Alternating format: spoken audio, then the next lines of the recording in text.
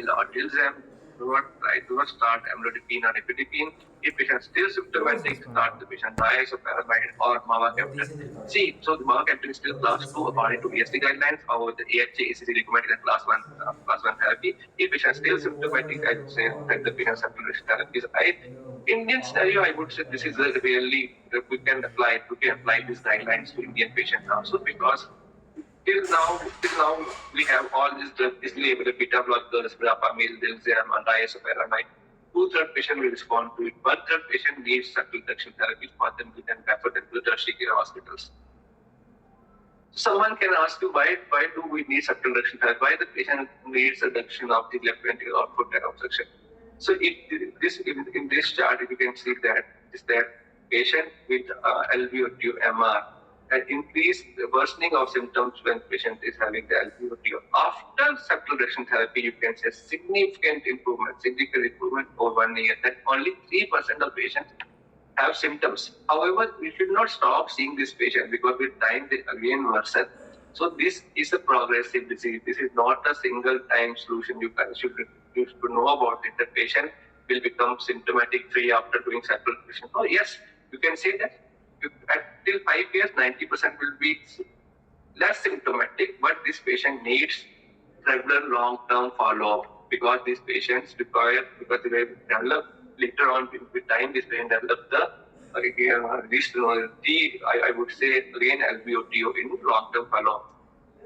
So coming to one case which we performed, we did L4 septal ablation, and by this you guys able to know how we do the L4 septal ablation. This 65-year-old female, she was managed on the lines of unstable angina, and she had troponin positive, and she went for some kind of some jatra, and she some jatra in Bihar. She went to Bihar, and then during the jatra she had the loose stool followed by acute worsening of symptoms. So with symptoms are so severe that this patient was on NIV, and the ECG showed the TV emergence. So scanning echo at that time, the doctor in some tertiary care hospital, they found that patient is having the concentric elevation, made diagnosis of the heart failure, preserved ejection fraction.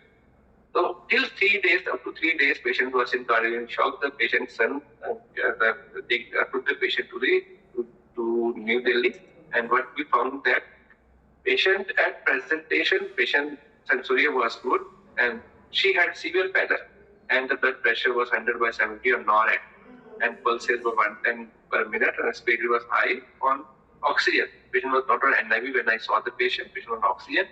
On examination, I found this murmur, that is ejection systolic murmur at grade 2 by 6 in emergency. So two things came to my mind. First, either it is a case of aortic stenosis, or it is a case of the hypertrophic cardiomyopathy.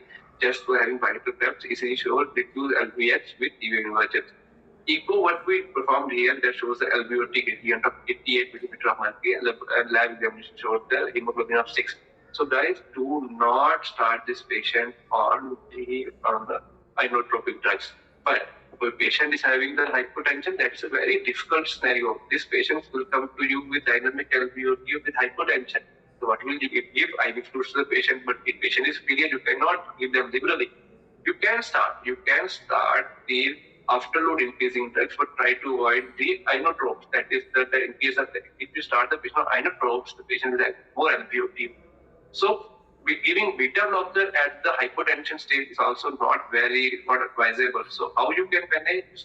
Give IV fluids to the patient, and immediately at the same time start a low dose of NORAD, and transfuse the patient.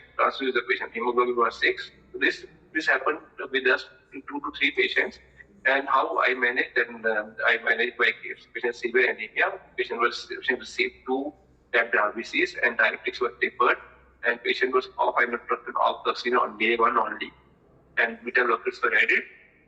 Coronary angiogram was done that showed that the small S1 rising from venous intermediate, and the L4 septal ablation on day 8, and the patient improved, and patient still followed. This is our 2021 case.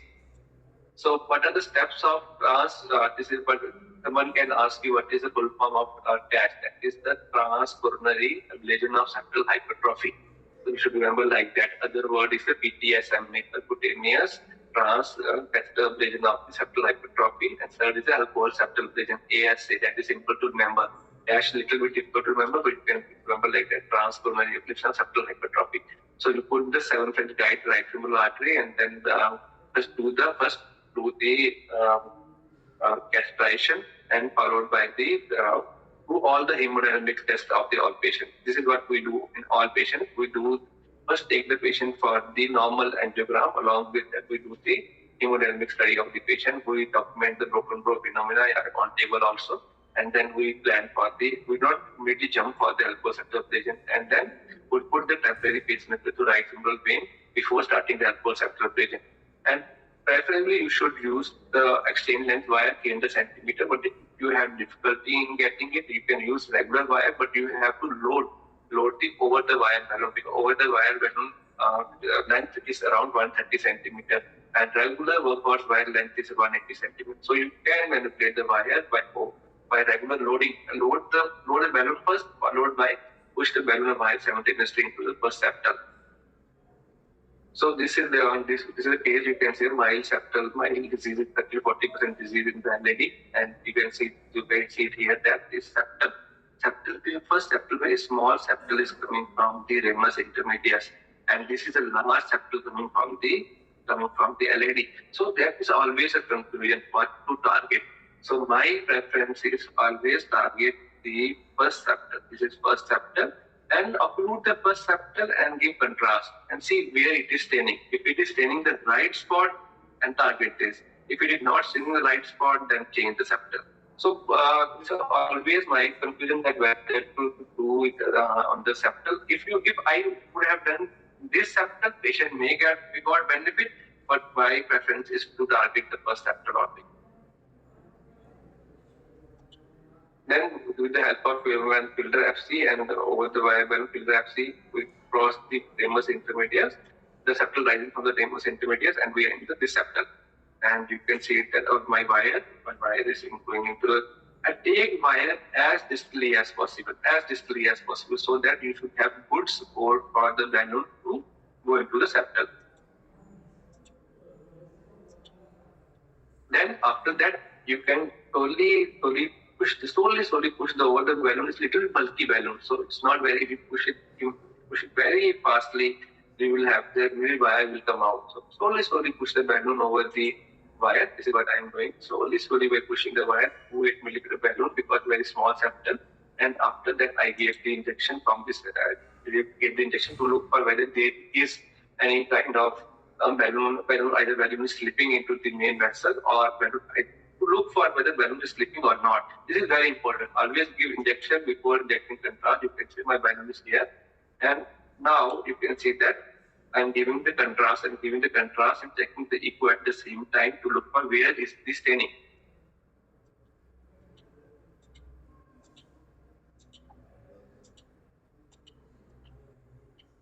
So now, guys, you can see that this is the basal septum. This is the spot you need to know that this is the spot which you have to target, not this spot, not the capillary muscles, because sometimes the septum or supplies the capillary muscle become pass in part.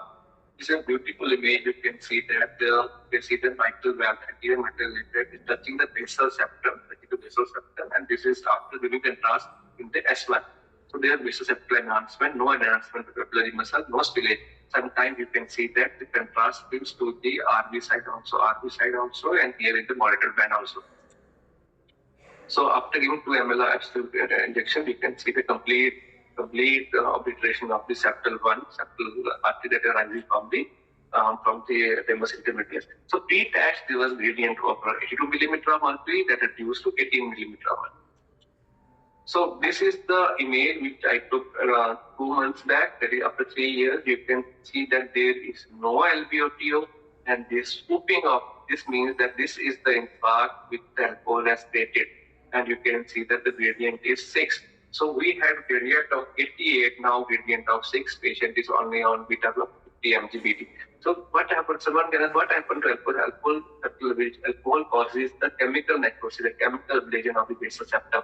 So if you give more alcohol, more necrosis happens. So at that time, I used to give 2 ml. Now I changed my practice to less than 1.5 ml.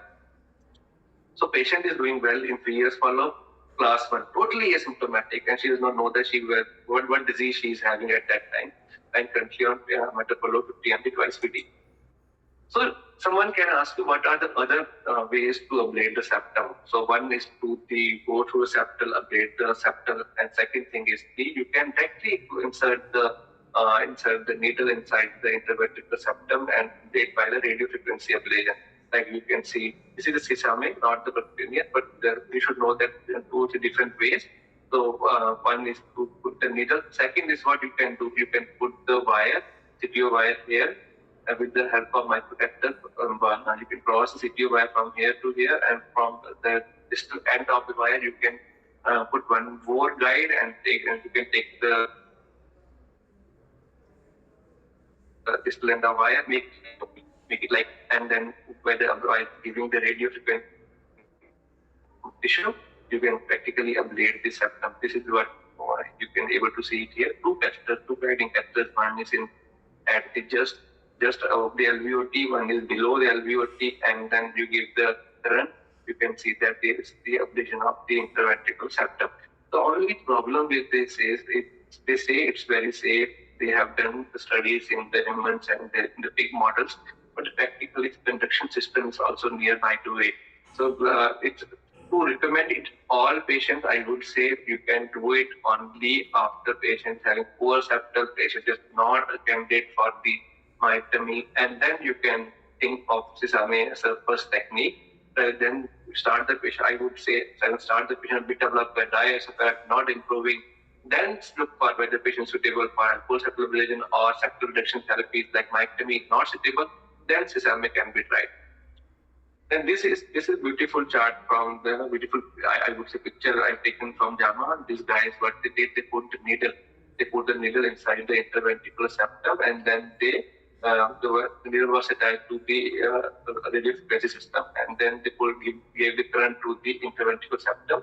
And their hypothesis is conduction system is on the sides, not on the middle. And they ablate the anterior interventricular septum also, and they put the needle posteriorly also, same needle, and they ablate the posterior one also. So you can see it here that the needle is here, and they're ablating the needle, and you can see the needle is here. And they found the significant benefit in the gradients. That is a good thing, but the only drawback of this is they definitely with the patient. Two patients need the open heart surgery for the pericardial effusion. 2 to 3 patients develop the pericardial effusion also. So guys, it's not a go-to procedure for all patients. I think we can reserve it for the patients who do not have good septal. Rather than going immediately for the sesame or going for the intramyocardial septal reduction frequency ablation, I would say these are the target. We should target this kind of intervention only after failure of the known interventions we already discussed. Coming to surgical myectomy. Surgical myectomy is the standard of care in experienced centers. By experienced centers, I mean the centers who regularly do myectomy, and they do transaortic approach, transapical approach. And in India, most of the centers do transaortic approach. Someone can ask me what is the data for the myectomy. This is the 50 years data from the Mayo Clinic. Mayo Clinic always advocate about doing their myectomy, not the elbow septal ablation. Few centers in Europe practice elbow septal ablation. So what is the answer? So I'm going to say what is best for the patient. We'll discuss in future slide. What is best? We're going to discuss about this study, but they found that this is a very safe procedure. Out of 2,522 patients died, it's very less, I would say. And the patient with baseline RVV needs more pacemaker. That is true also because myectomy caused left bundle branch block, and the septal reduction caused the right bundle branch block. Elbow septal ablation caused the right bundle branch block. So in patients with baseline right bundle branch block, if you're sending for myectomy, there is definitely around 35% risk of complete heart block. And if patient has normal sinus rhythm or patient has right bundle branch block, then you should think of sending for myectomy. You can try this elbow septal ablation. And if patient has baseline left ventricle, then there is no problem. The patient has normal risk of the CHB that a normal patient will get after the myectomy. But they found that the LVB after myectomy does not propagate for high mortality. However, the LVB after MIA or after the TAVI has these patients are known for having more heart failure patients. But this study found that this incident does not cause more symptoms of heart failure in these patients. So you should know that how the S1 artery that supplies the same basal septum cause the right bundle branch block, or the same surgeon cuts and cause the left bundle branch block. This is the first septal that supplies the this is his AV node, and this is his, and this is the right bundle branch block. This is the left bundle branch block, and you can find it here. Is the this is the point where we inject the alcohol. It supplies the right bundle branch block. It supplies the left bundle, but left bundle is also getting supplied from the RCA. So that is why septal, whenever we have proximal MI, that is proximal to septal, we have right bundle branch block or CHB, because if the infarction here, this will cause CHB, unlike the LVEB. However, when the surgeon cuts this area, that is why the patients have more LVEB. So you should know that the supply of the septal S1 supplies the right bundle branch block. It supplies the this air bundle of ACE. However, the area, the left bundle is supplied by the dual supply from the RC also. That is why after crossing the infarction S1, patient develop RVB or CHB if this area would have got the damage rather than LV. So this is a very common question, like when to put ICD in SCM. So I would like to share one case with you. 34-year-old gentleman, he's Indian, well-read guy, that was apical SCM, not apical aneurysm, but apical SCM, and his predominant comprehensive palpitation, 12-lead ECGs, occasional BPCs, and Holter burden BPC were less than 1, and is insignificant. Was advised dual chamber ICT and genetic testing. So what is the need for genetic testing, and what is if this patient needs dual chamber ICT, we'll discuss. Predominant comprehensive palpitation. So whenever any patient comes to you with SCM, do not immediately label this patient SCM need ICD. There are a lot of calculator, AHJ calculator, and ESC is this calculator prediction model. So in this patient, I put the values age 34, wall thickness is 23, LA size is 30, alveolar greatness is no gradient was there. So this patient has risk of 1.99 at 5 years. So according to the AHJC score, this patient absolute risk patient does not have an indication of ICD. So why I am showing you this table, because SCM is considered as a disease of put ICD, because ICD is easier to put, but that ICD is easier to put does not mean that we are helping the patient. In fact, we are causing the more harm to the patient because of the inappropriate shock. These patients also have the AF. So I have seen few patients who do not have shock due to the VT, but they have shock due to AF. So always calculate the cardiac risk by AHJCC or ESC cardiac risk. When I put in the ESC cardiac death, and what we found that is 1.8, I say generally not indicated. So you can argue with me that it says generally not indicated. Patient may die due to sudden cardiac. Yes, patient may die very less this, but patient may have the inappropriate shock due to the patient may that the risk. You have to trade off between the risk of putting ICD versus the benefit of ICD. When the benefits are more, put ICD. When there is no benefit of putting ICD, rather than keep the patient on medical follow-up. Because it's a relatively stable disease. It's not a disease that patient will get immediately having the sudden cardiac death. Or football, you can say footballers have, because this patient, the athletes are at risk because of the increased exercise. They do exercise a lot, and that is why most of the time listen the stories of the athletes. They die because of other arrhythmias. A few of the athletes have tendinopathies. So do not label every patient that the footballer died due to the SCD. That patient already, or the patient SCM with high intensity exercise already at more risk for SCD rather than a normal patient. So calculate, my point is calculate the AHJC score rather than putting ICD on patient. And if you increase the LVOT gradient also, that I increase the LVOT gradient also, it does not affect much. The same probability, I got the same probability of 1.99. So AHJ is better. We are better in giving the clear-cut recommendation that class 3 no benefit. ES is a little bit diplomatic. I say generally not indicated. I would say use it in this calculator in all your patients and find what is the value. And they have really shown that it should not be used in pediatric patients because the calculator was right from the adult patient, elite, and competitive athletes. And let's increase that. What I have increased the extensive LG, and what I found that the left ventricle wall thickness, I increased the wall to 39. The SCD risk at 5 years is 2.87. Still, it's not an indication. So you have to put all like family history of certain cardiac death, NSVT, unexplained syncope, EF less than 50%, apical aneurysm, not the apical SCM. Do not confuse apical aneurysm with apical SCM. Apical aneurysm you can diagnose in the cardiac MRI extensive LG. After putting all ES, this is very difficult to find in one patient. Then you have 13.79% of SCD, then still two indications. So guys, my point is, it is not a disease to put ICD on the first go for the other risk factor also. So this is beautiful. I would say the ESC guidelines beautifully summarize it like calculate the SCM SCD score, low risk less than 4%.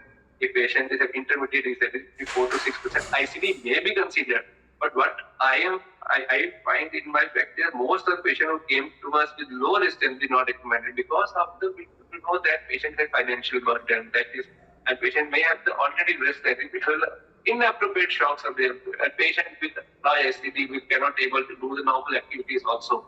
So what we practice it here is that high risk patient get the ICD. In intermediate risk, we give the option to the patient. Most of the time, patients is like put everything on us, whether you want to put it or not. We do not advocate put ICD in intermediate risk. Low risk, not at all. So guys, lower risk patient avoid putting ICD in such patients. So what are the high risk features? If any patient have this feature, put ICD. The patient are brought in sudden cardiac arrest or documented with TBF. We have documented with TBF and they put ICD. Family history as sudden cardiac is very important. Any patient or SCM family says that ICD is indicated. Massive left ventricle, more than 30 millimeter needs NSVT, not VPC. NSVT Holter needs ICD and unexplained syncope. Unexplained syncope at rest because most of the patients we find in our practice with the syncope is due to the left ventricle output tract obstruction rather than due to the VT. Most of the patients with LVOTO have exertional syncope rather than at-rest syncope. So do not confuse it with the unexplained syncope. So this is a very common thing which I want to discuss, anticoagulation SCM. So guys, you should know that these patients are at more risk for stroke. So any patient with SCM with AF interpreted means anticoagulation, there are no randomized trials. This is all the other experience after the consensus statement by the ESC. AF and atrial flutter needs anticoagulation. LV apical aneurysms are these patients are more prone for the thrombus formation at the apical aneurysm and more risk for stroke. In fact, few patients we diagnosed after having stroke and the apical aneurysm.